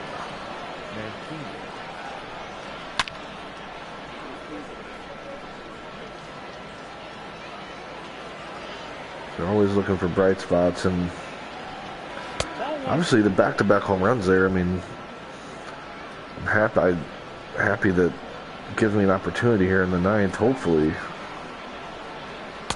if I can hold serve here.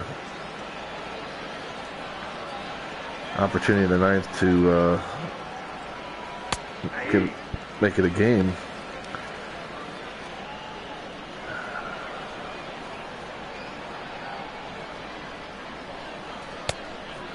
Wow, that slider's got a ton of bite to it. Get there. See, no, I don't know. Again, there it looked like he probably needed a lay out. Of course, the amount of times they don't catch it versus do, I don't know. Big league outfielders, if you get to the ball and dive, like, get your glove on it.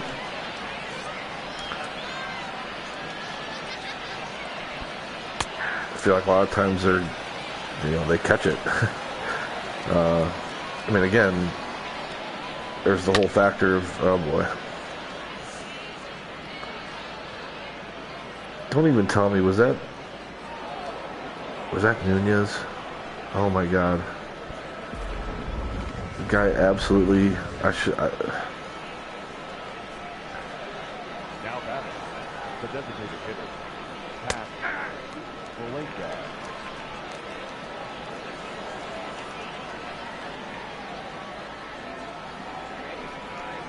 Ball. We got a ball, one strike.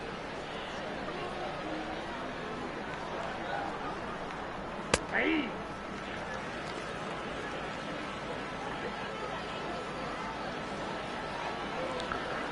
shell shocked.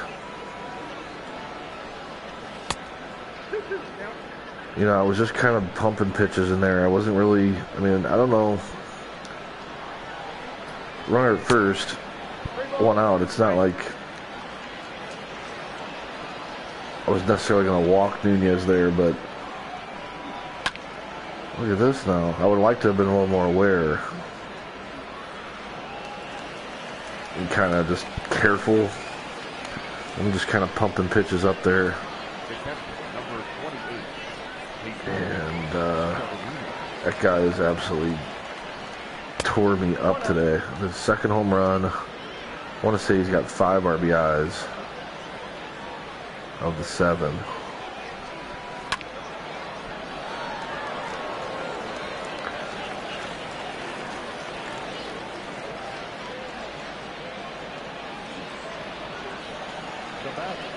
The first baseman, that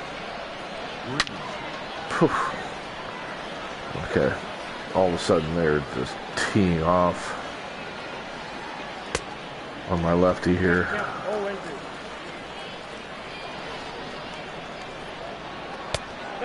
Ball. The count is 1 and 2.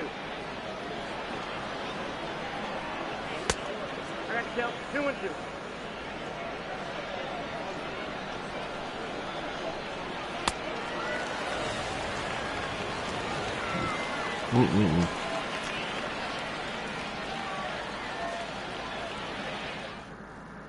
Ladies and gentlemen, your attention please. Now pitching, Michael Gibbons. Gibbons is a tough customer. We got the shadows. The designated hitter, Joe. I'm swinging at the first pitch on a borderline slider with a 3-run deficit. Ball 1.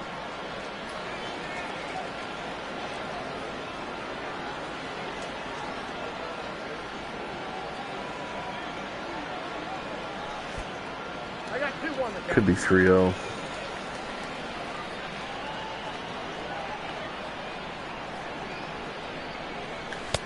That's out.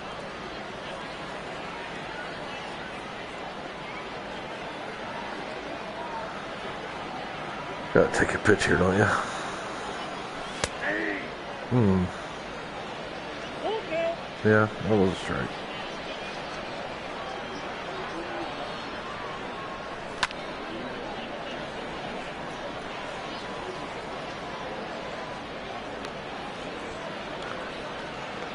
I was looking for a walk there, to be honest. Like, Now batting, the catcher, I was hoping for a walk, and so I wasn't just ready to react to that fastball. Ball 1, no strike. I was late on it. Shame on me.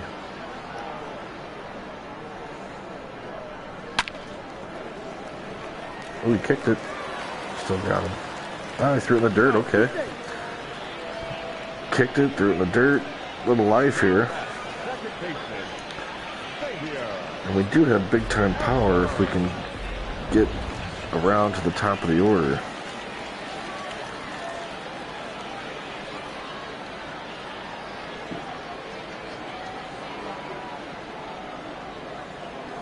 No, that's down. Meadows is in the 2-hole, I think, and he has 2 home runs in this game. So we're at the 9-hole right now.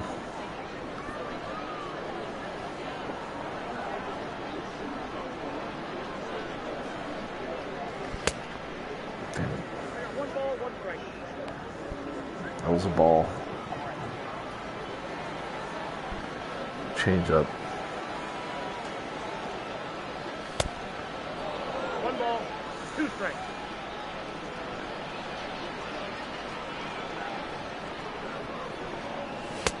Exactly.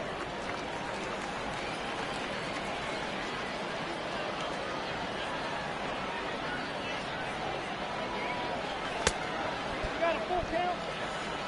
Yeah, this 3-2 though, I need to be ready to go if he.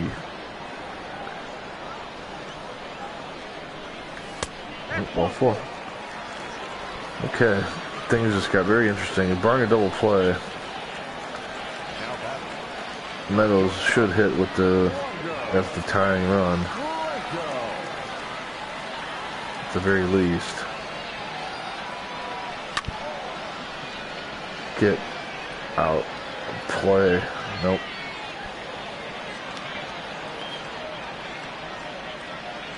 I was late a little bit on that. Was that a cutter?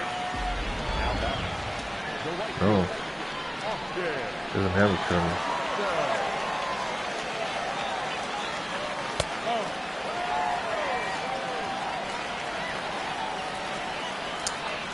Well, high drama here.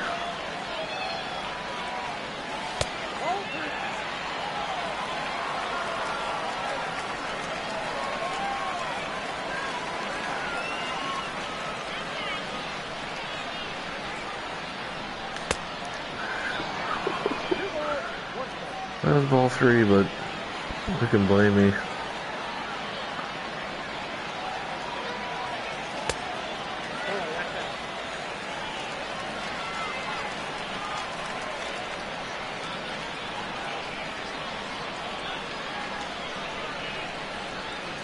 Oh, change up. I mean, ballsy pitch.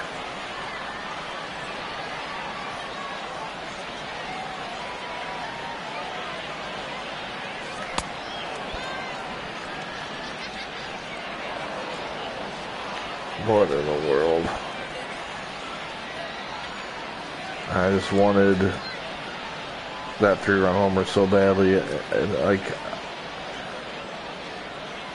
in the milliseconds in your mind it takes, like, I knew that was a ball. Knew it. It's not like when I finished that swing I thought, oh well, when I went for it I thought it was gonna be a strike. Like, I knew it was a ball. And I guess still I don't know what I was trying to foul it off or what the hell I was thinking there. Yeah, the bases loaded for Adamus there would have been interesting. So we drop the first one. Disappointing. I mean,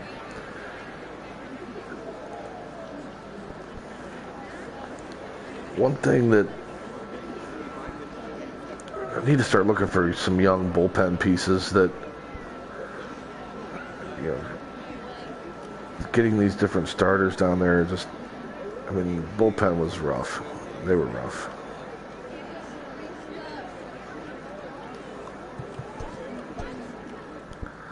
All right, so this stream's been going on for enough time. So what we do a little synopsis here. We, made our moves into year 2. Made a big trade to bring in another starter, Sixto Sanchez. Other than that, we pretty much stuck with our everyday lineup that we had in 2020. Optimism was high, but dropped the first one to the Orioles, who were the only team in the American League with a worse record than me last year.